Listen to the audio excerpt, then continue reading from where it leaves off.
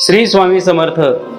स्वामी समर्थांचं दर्शन म्हणजे केवळ डोळ्यांनी ते रूप पाहणं नव्हे, तर जीवनाला मिळालेलं एक नवीन बळ म्हणजे स्वामी समर्थांचं दर्शन आहे. स्वामी समर्थ माऊलींच्या चरणावरती डोकं ठेवलं असता मनातील शंका, भीती, संशय सर्व आपोआप निघून जातात आणि मनाला एक नवीन उमेद, नवीन भरारी, नवीन सामर्थ्य आपोआप प्राप्त होत असतं. जसं आईच्या कुशीमध्ये गेलं असता लेकरू आपलं सर्व दुःख विसरून जातं, त्याच पद्धतीने स्वामी माऊलीच्या चरणावरती डोकं टेकवलं असता स्वामी भक्तांच्या जीवनातील दुःख, निराशा, उद्विग्नता सर्व नष्ट होऊन जाते आणि स्वामी प्रेमामध्ये मनामध्ये एक नवीन आशा, उमेद जागृत होत असते. मानवी जीवनाच्या वाटेवरची संकट, दुःख, अडचणी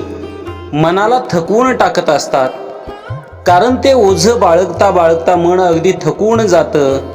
पण तेच मन स्वामी चरणावरती विसावा घेतं ना, तेव्हा त्याच्यावरती असलेलं ही अडचणीची, संकटाची, दुःखाची ओझी आपोआप गळून जातात आणि मनामध्ये एक नवी स्फूर्ती, नवी उमेद, नवीन आशा आपोआप जागृत होत असते.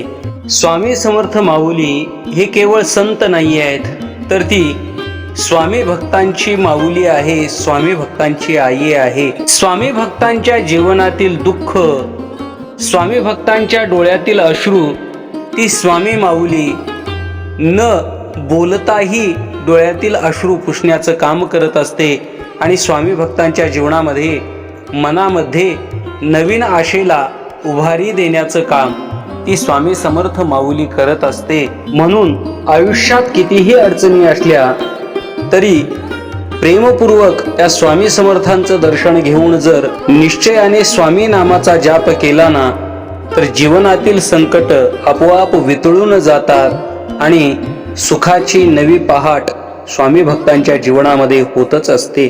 स्वामी दर्शन करून बाहेर पडत असताना नमन त्या स्वामी चरणांना, ज्यांनी मनाला नवीन उमेद दिली, नवीन आशा दिली. नमन त्या स्वामी चरणांना, ज्यांचं दर्शन होता डोळ्यामध्ये एक नवीन प्रसन्नता आली. नमन त्या स्वामी चरणांना, ज्यांनी स्वामी भक्तांच्या जीवनातील सर्व संकटांचा नाश करून स्वामी भक्तांच्या जीवनामध्ये आनंदाचं दान दिलं. श्री स्वामी समर्थ. अवधूत चिंतन श्री गुरुदेव दत्त.